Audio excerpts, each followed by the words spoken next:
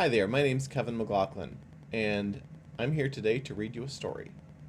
I'm a USA Today bestselling author of science fiction and fantasy novels, and I'm reading a sequence of first chapters from books in the Galaxia box set. Now, the authors who are writing here, most of them are friends, uh, certainly colleagues. These are highly professional authors who are producing great stories, and the box set is a steal at 99 cents. Proceeds go to charity, and you should do this. Alright, let's get on with the story. This one here is written by Sarah Nofke. It's called Made to Kill. Obsidian eyes snapped open to drink in the dark. Outside the lab, everything was black, but for a crescent moon that hung in the starry sky. No, the man who was not quite human growled, pulling his eyes from the window. Not again. And then the change began. Rio held up his hand, and since his night vision had rapidly returned, he spied it. The mutation. Sharp fibers slipped through the pores of his hands and arms. Hair as black as his eyes and cutting to the touch stopped growing after 2 inches. And then the claws pierced the ends of his fingers, but he looked away from them, disgusted by how his hands changed. A scream that sounded more like a howl ripped from his mouth, and his canines suddenly tripled in size. Boiling with an anger he once only knew on the force, Rio pulled back his arm and launched it through the concrete wall that had imprisoned him for months now. Before, when he'd assaulted the wall, his only companion in this cell, it just stood untouched. Now his clawed fists rocketed through the 1-foot-thick concrete until it was free on the other side. Surprised, he pulled his arm back to peer through the hole, which was the size of a soccer ball. Staring at him with glowing gray eyes was the man he'd only spoken to, never seen. For how long had they heard each other howl in misery after the treatments? But now Rio's neighbor stared back at him, and his own changed face drooling with the hunger. The change was always accompanied by the unstoppable hunger. Zephyr's ravenous expression turned into one of awe for an instant, as though the reality before him momentarily blanketed the quenching desire. "Did you just do that?" the man who appeared more like a wolf said. Zephyr's hair was prematurely silver, his face long and covered in stubble. Rio's way of answering was through proving that he hadn't lost his mind, and he needed to know for certain that the wall hadn't just given way due to his repeated attempts at battering it. He needed to know it was the strength within him that had created the damage to the wall. Again, he pulled his arm back, like a slingshot about to be unleashed, and then he sped it forward into the wall and through the dense rock. With his hand on the other side, he towed it up, tearing the concrete above it in two, making a huge hole with one single movement. Howls echoed from the other cells, a result of the change, a result of hearing the destruction happening nearby. With a quick glance over his shoulder, Rio realized that the staff on duty had been alerted to this disturbance. Approaching footsteps echoed off the slab floors. "Hurry," he said, backing up and making way for Zephyr to get through. Since he was smaller in build than Rio, he was easily able to negotiate through the almost man-made hole. And he was the same size he was when not a werewolf. The change made his features sharper, but other than the fangs and claws, his body didn't drastically change in size. These were subtle werewolves, not giant beasts that had their clothes burst off when mutated. Zephyr's extra speed, while in this state, also assisted him in the task of getting through the hole easily. "Can you?" Zephyr said, nodding at the row of bars in front of them. The locked gate, which had imprisoned Rio for so long, stood challenging him like always. "I can damn near try," he said, his Spanish accent flaring in his words. As a werewolf, or whatever they'd made him, he was stronger and had better vision, smell, and hearing. He could jump higher and with greater endurance.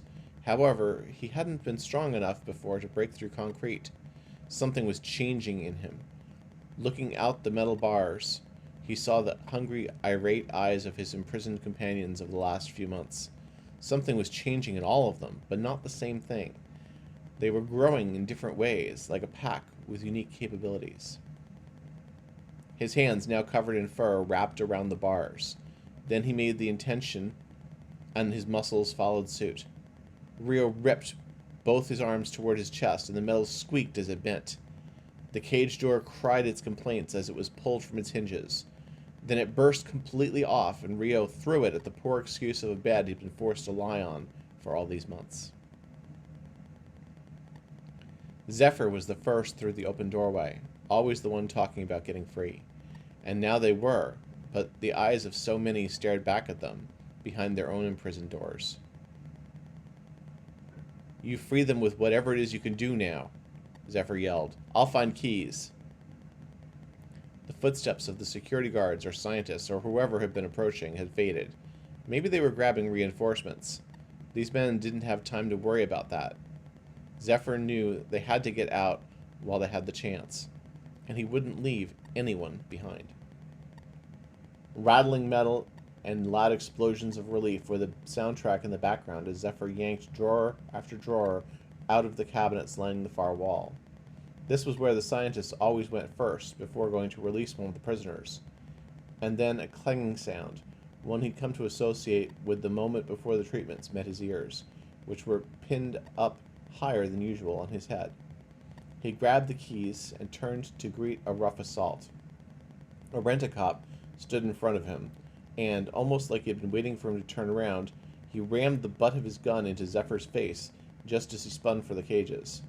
His jaw split open at once, but that didn't stop the beast inside him from tearing forward. He leapt across the short distance, his open mouth seeking the clear, exposed skin of the security agent's throat. And when his teeth sunk through the flesh and tasted the warm blood inside, he let out a soft growl. Above him, he was conscious that other agents stood watching, unaware how to respond. They'd been told not to harm the experiments, and were obviously unprepared for an emergency like this.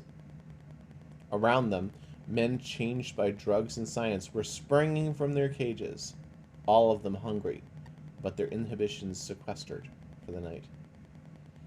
Then overhead the alarm sounded. That one would bring more security, more problems. "Come on," Rio yelled through the chaos. "We've got to go." Zephyr pulled up from his feast to spy the sight around him. He'd momentarily forgotten where he was, so drunk from the experience his body craved. Warm flesh. "Come on!" Rio screamed again, waving Zephyr away from where he was perched, closest to the main doors. Then the man Zephyr didn't know well, the one who had freed him, slammed both fists through a concrete wall until the night on the other side made its presence known. The men, all changed by the genes from the wolf blood they'd had spliced into their DNA, spilled out into the open air, into the outside where freedom was a real possibility. Zephyr pulled his sleeve across his blood-drenched mouth and sprang forward, making it through the space and out into the night in less time than humanly possible.